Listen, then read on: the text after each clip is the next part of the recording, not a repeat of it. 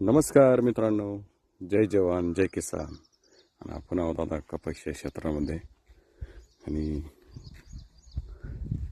शेतकरी राजाने कपाशी त्या ठिकाणी खुरपून घेतली होती, कोळप वगैरे हाकून घेतलं आणि त्याला आता पाण्याची गरज होती.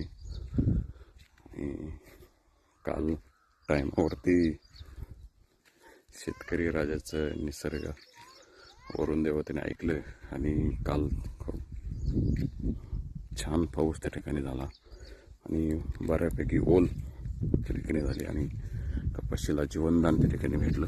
एक अमृत सारखं त्या ठिकाणी पाणी या ठिकाणी पाहू शकता. खूप छान ओल झालेली आहे आणि कपाशी अशी टवटवीत त्या ठिकाणी झालेली आहे भरपूर.